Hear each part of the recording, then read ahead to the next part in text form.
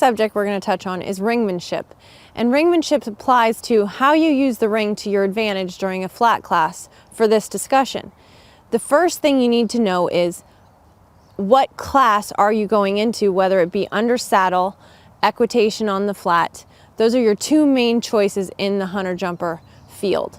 When you're going into an under saddle class, you need to know what your strongest gait is, meaning if your horse has a beautiful canter, you really want to show off your canter. If your horse has a beautiful trot, that's the gait you want to get seen at the most. So it's very important that you know your horse and also know and focus on what the judge is looking for in that class. In the equitation, you need to know your strengths as a rider. Do you do a beautiful sitting trot? If so, you want to get seen the most at the sitting trot. If your canter's a little weak, you actually want to do a good job of not getting seen as much at your weaker gait. The thing I like to do is what is really important is knowing where your judge is when you go into a class. So make sure you go and look where a judge sits in the ring. And that's important whether you're doing a flat class or a jumping class. However, in a flat class, if you know the judge is sitting on one side of the ring, it's probably likely that that judge is going to judge from that point during the flat class. If you have the advantage of being able to watch the judge judge another flat class, you're going to be at a big advantage because you can actually watch the judge and see where he's looking in the ring. Some judges are great and can judge the whole ring. However, a lot of them pick a certain spot in the ring to watch. That may be the line right in front of them or the quarter line across from them.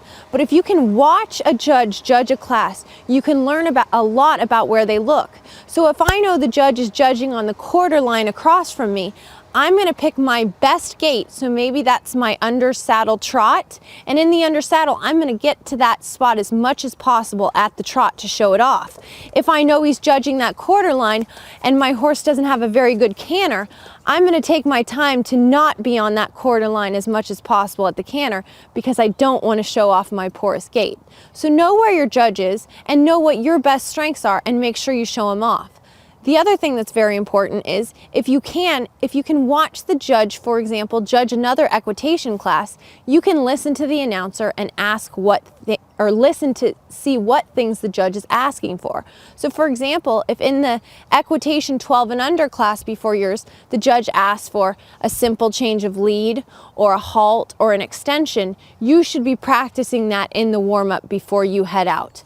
Knowledge is key. You have to be good, you have to listen, you have to know where your judge is, and you need to use your ring to your advantage.